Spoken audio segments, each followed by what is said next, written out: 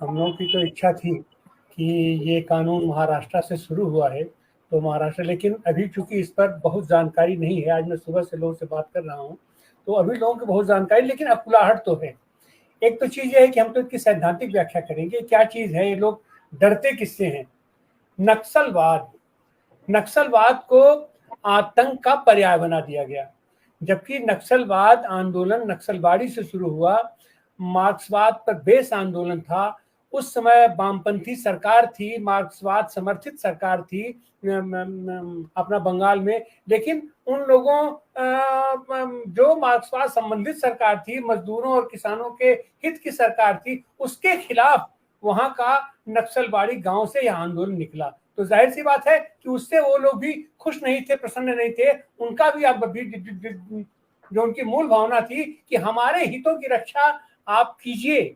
आप जब सत्ता में आप पहुंच जाते हैं तो सत्ता का चरित्र हो जाता है कि गरीबों का दमन, और जो एलीट वर्ग है उन्हीं के पक्ष में आप काम करते हैं।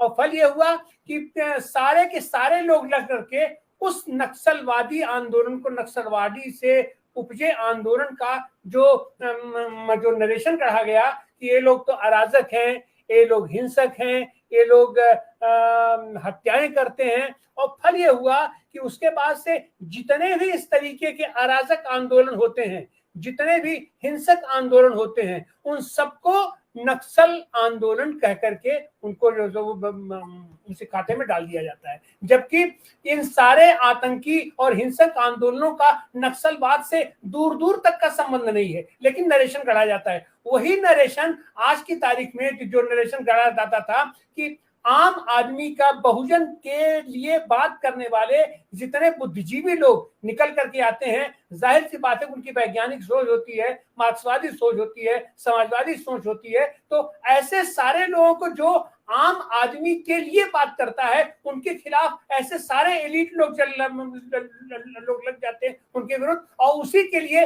नाम दिया गया अर्बन नक्सल।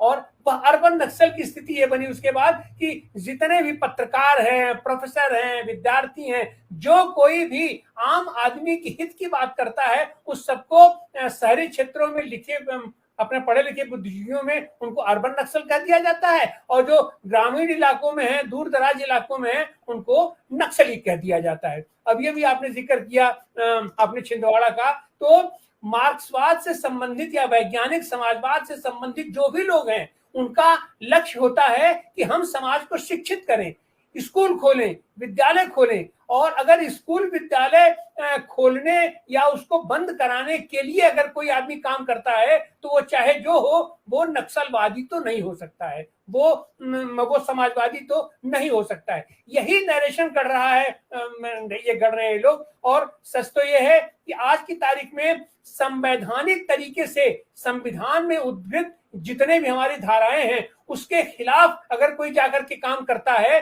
तो वो तो हिंसक हुआ, वो तो अराजक हुआ। और आपके नरेशन में आप जिसको नक्सलाइट कहते हैं, तो उसमें तो फिर आप जा रहे हैं उसको बिना हम हमारे कानून की एक निश्चित प्रक्रिया है।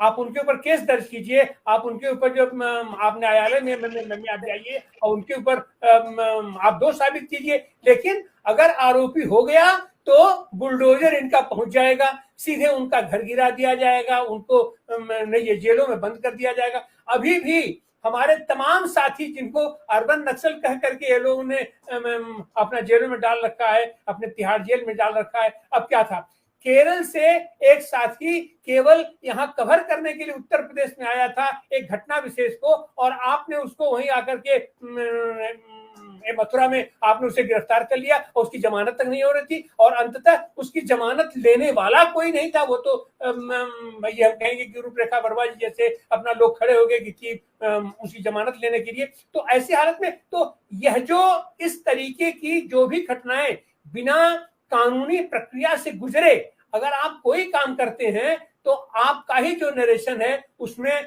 नक्सलाइट तो आप हैं, तो आपके ऊपर एक्शन होना चाहिए। लेकिन इन्हीं सारी चीजों को इस बीच केंद्र सरकार भी जिस तरीके से दंड संहिता को न्याय संहिता करके बड़े अच्छे अच्छे शब्द ये लोग मुलम्मा लगा कर अपना मीठा मीठा मुलम्मा चढ़ा करके शब्दों के तो गढ़ने के माहिर हैं लोग। तो अपना आप दंड संहिता को आप न्याय संहिता करने लगता है कितना बड़ा न्यायवादी ये लोग है, न्याय कर रहे हैं, लेकिन उस न्याय के पीछे क्या छिपा हुआ है, उस चाशनी के अंदर क्या है? उस चाशनी के अंदर जाहिर सी बात है कि इनके नफरत का जहर है, इनके घृणा का जहर उसमें भरा हुआ है, और उसी की आवृत्ति करने के लिए और जब जब सत्ता पक्ष को लगता है कि हमें कोई चुनौती दे रहा है, हमें कोई चैलेंज दे रहा है, हमारे सामने कोई खड़ा हो रहा है, हमारे आंख से आंख मिला करके बात करने की कोशिश कर रहा है, तो उसके दमन का एक है कि किस तरीके से उसको हिंसा के लिए उकसा दिया जाए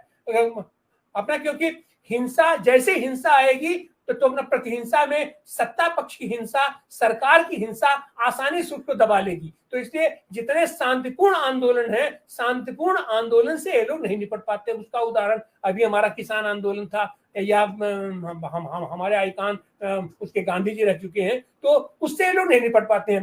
तो और हिंसा की तरफ प्रेरित करने के लिए उसको नक्सल आंदोलन, अर्बन नक्सल का, तो उसी के परिप्रेक्ष्य में अभी वहां पर सिंधे सरकार बिल्कुल घबराई हुई है। जनता भी खुल करके चूंकि उनके सामने खड़ी हो गई है, आंख से आंख मिला करके बात कर रही है, तो ऐसे लोगों को हम कैसे आतंकित कर सकते हैं? ऐसे लोगों के आतंकित करने में अब तक तो ईडी का और सीबीआई का किसका ये लोग उपयोग कर ले रहे थे, लेकिन वह चीजें भी अब आज की तारीख में फेल हो रही है, क्योंकि जब आप संवैधानिक प्रक्रिया से गुजरेंगे तो ये आतंकी घटनाएं नहीं हो पाएंगी। न्याय का सहारा आपको लेना ही पड़ेगा।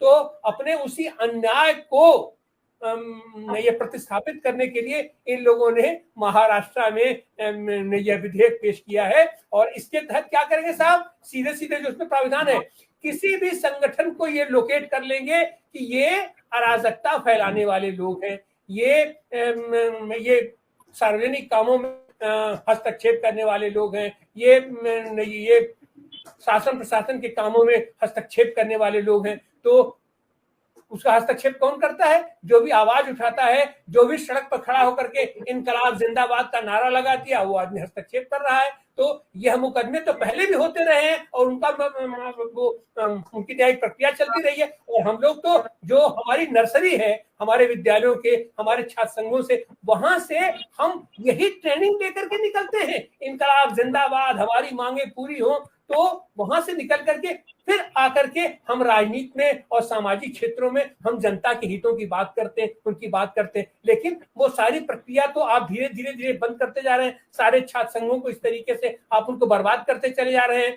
तो उसी को अमली जामा पहनाने के लिए यह जो विधेयक लाया गया है महाराष्ट्र सरकार में, इसकी हम जैसे लोग पुरजोर विरोध करते हैं, क्योंकि इसके माध्यम से ये ऐसी जो भी आवाज उठाने वाले लोग हैं, अब आप ये पहले क्या होता था कि हम लोग ये डीएम के ऑफिस पर या कोई भी मिनिस्टर आता था, कोई भी सांसद होता था, कोई भी जनप्रतिनिधि होता था, हम लोग जाकर के उसका घेराव कर लेते थे, उसको अपनी मांग पत्र देते थे, अनशन करते थे, धरना करते थे। लेकिन अब आज क्या हो गया? उसको लोकेट करके एक निश्चित जगह बना दी गई है।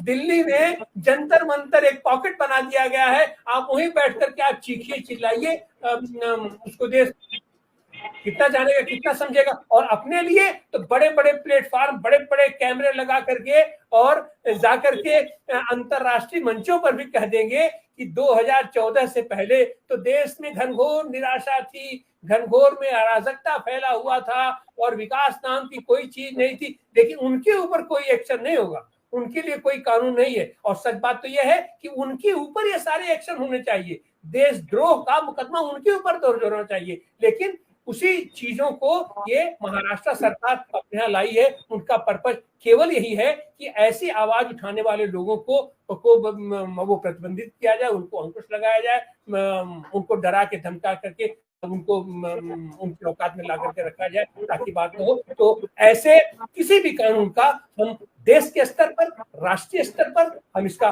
विरोध करते हैं, आगे भी इसका पुरजोर विरोध होगा और हम कोशिश करेंगे कि महाराष्ट्र ही नहीं, देश के किसी भी विधानसभा में, हमारे किसी भी संसद में इस तरीके के कानून पारित न होने पाए। जी धन्यवाद।